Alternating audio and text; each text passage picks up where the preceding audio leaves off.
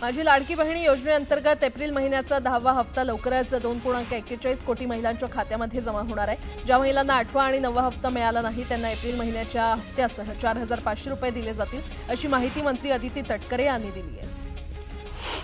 नीट परीक्षा 4 मे रोजी होत असून विद्यार्थ्यांच्या सोयीसाठी मध्य रेल्वेनं रविवारी कोणताही मेगा ब्लॉक न घेण्याचा निर्णय घेतलाय। नीट परीक्षेला बसणारे विद्यार्थी आणि त्यांच्या कुटुंबियांना सुरळीत सोयीस्कर प्रवास करता यावा यासाठी मध्य रेल्वे रविवारी मुख्य मार्गिका, हार्बर मार्गिका, ट्रान्स हार्बर मार्गिकांवर मेगा ब्लॉक न घेण्याचा निर्णय घेतलाय। मान्सूनची आतुरतेनं वाट पाहणाऱ्या नागरिकांना हवामान खात्यानं खुशखबर दिली आहे। मान्सून गेल्या वर्षीप्रमाणे यंदा देखील शेतकऱ्यांना सुखावण्याची शक्यता आहे। यंदाचा मान्सून नेहमीप्रमाणे सरासरी इतका बरसेल आणि केरळमध्ये 1 जूनला आणि 6 जूनला राज्यात दाखल होईल असा अंदाज हवामान खात्यानं वर्तवला आहे। कोल्हापूरकरांची पाण्याची चिंता मिटली आहे। कोल्हापूरकरांवर पाणी कपातीचं संकट नसणार आहे। 1 मे महिनाभर पुरेल इतका पाणीसाठा जिल्ह्यातील 8 धरणांमध्ये सरासरी 49.55% पाणीसाठा शिल्लक आहे। चला आळंदीला जाऊ, ज्ञानदेव डोळा पाहू असं म्हणत राज्याच्या कानाकोपऱ्यातून भाविकांचा ओघ आळंदीमध्ये सुरू झालाय। संत ज्ञानेश्वर महाराजांच्या 750व्या जन्मोत्सव सोहळ्याची जय्यत तयारी झाली असून आजपासून भक्तीच्या ज्ञानकुंभाला प्रारंभ होणार आहे।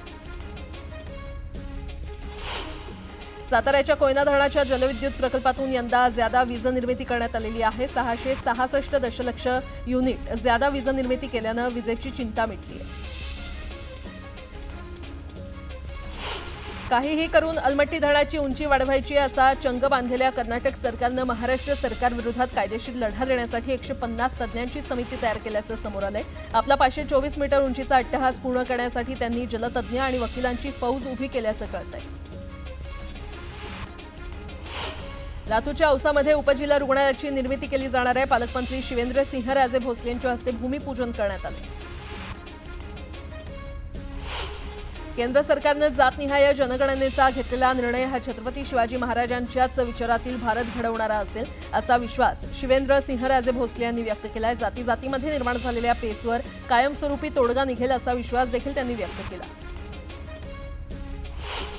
राज्यात शुक्रवारी ज्वारी बाजारात एकूण 8,694 क्विंटल ज्वारी आवक झाली होती। या ज्वारीला कमीत कमी 1,950 तर सरासरी 2,450 रुपयांचा प्रति क्विंटल दर मिळाला।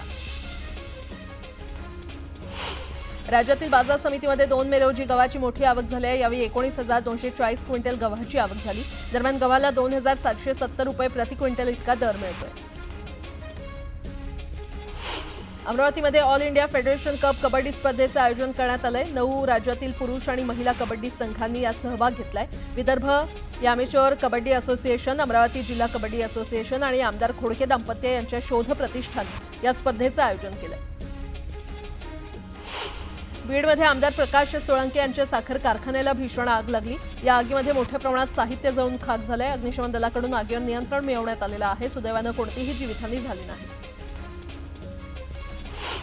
सिल्लोडच्या ग्रामीण पोलिसांनी गांजा तस्करांवर कारवाई केली आहे। जांभई शिवारात शेतातील घरात विनापरवाना बेकायदेशीररित्या गांजावर कारवाई करत 5 किलो गांजा जप्त केलाय। या प्रकरणी पोलिसांनी गांजा विक्रेत्याला अटक केली आहे।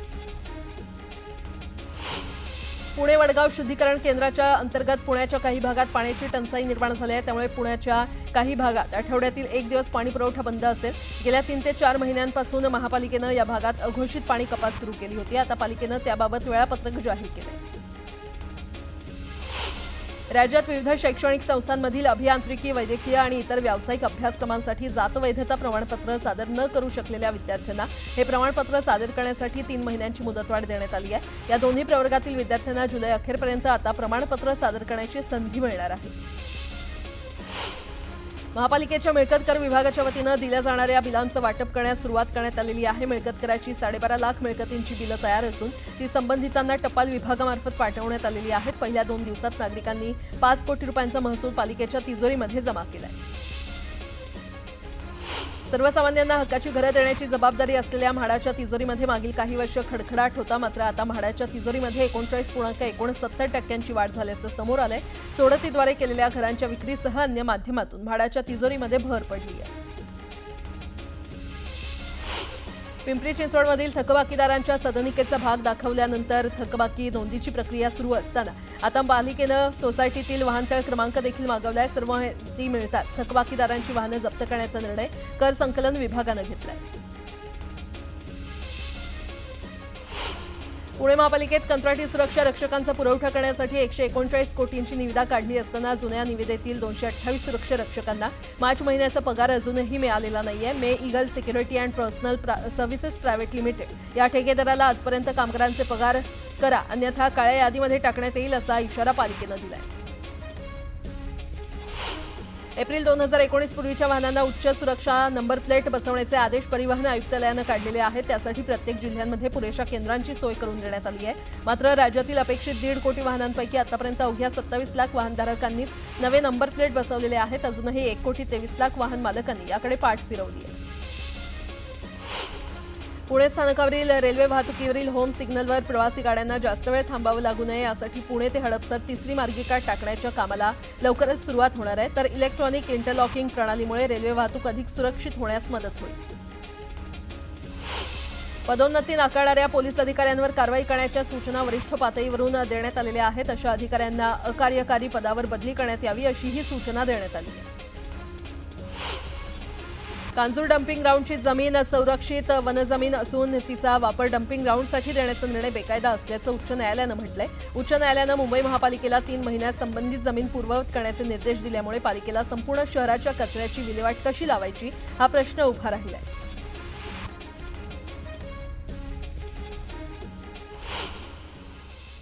आणि आता एक मोठी बातमी. गोव्यामध्ये धार्मिक उत्सवादरम्यान चेंगराचेंगरी झाल्याची घटना घडली आहे. या चेंगराचेंगरीत 7 जणांचा मृत्यू झाला असून 30 जण जखमी झालेले आहेत. उत्तर गोव्यातल्या उत्सवादरम्यान ही घटना घडलेली आहे.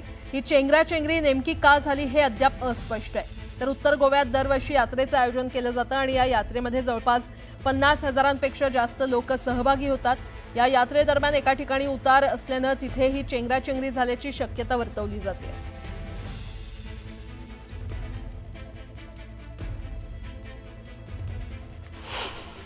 तनिषा भिसे मृत्यू प्रकरणात सरकारनं त्यांच्या दोन्ही नवजात बाळांच्या उपचारासाठी मदत जाहीर केली आहे. मुख्यमंत्री वैद्यकीय सहायता निधीतून 24 लाखांची मदत जाहीर करण्यात आली आहे. राज्यातील धर्मादाय रुग्णालयांना आता धर्मादाय रुग्णालयाचा फलक लावणं बंधनकारक करण्यात आलंय. तसंच यापुढे या रुग्णालय प्रशासनाला खाटा उपलब्ध नसल्याची सबब सांगता येणार नाहीये.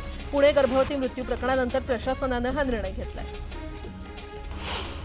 इटलीमधील रेमिनी शहरात मॅकफूट 2025 या कृषी विषयक प्रदर्शनाला भेट देण्यासाठी कृषी मंत्री माणिकराव कोकाटे, पणन मंत्री जयकुमार रावल, कृषी राज्यमंत्री आशिष जयस्वाल हे परदेश दौऱ्यावर आहेत. रेमिनी येथे 4 ते 9 मे या काळात कृषी विषयक प्रदर्शनाचं आयोजन करण्यात आले.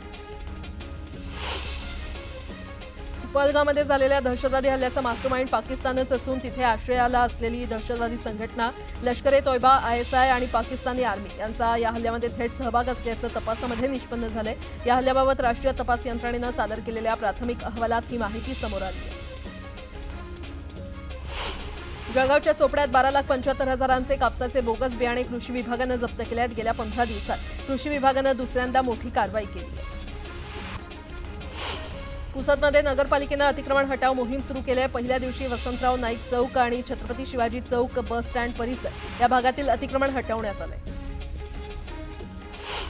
रत्नागिरीच्या दापोलीतील CNG पंपावर वाहनांच्या लांबच लांब रांगा लागल्या. लग्नसराई आणि उन्हाळी सुट्ट्यांमुळे पर्यटक कोकणात गेलेत. मात्र CNGच्या तुटवड्यामुळे पर्यटकांची मोठी गैरसोय होते.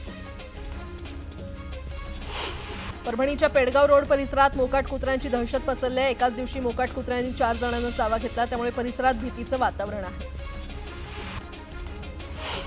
शक्तीपीठ महामार्गामुळे बांदा बाजारपेठ विस्थापित होणार आहे आणि या विरोधात बांदा ग्रामपंचायतीनं ग्रामसभेत शक्तीपीठ महामार्गाविरोधात ठराव मंजूर केलाय.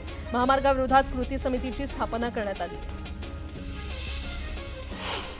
सडक अर्जुनी आणि मोरगाव अर्जुनी तालुक्यात मक्याच्या खरेदीसाठी 11 केंद्र प्रस्तावित आहेत. जिल्हाधिकाऱ्यांच्या मंजुरीनंतर ही खरेदी केंद्र सुरू केली जाणार असून याचा मका उत्पादक शेतकऱ्यांना फायदा होणार आहे.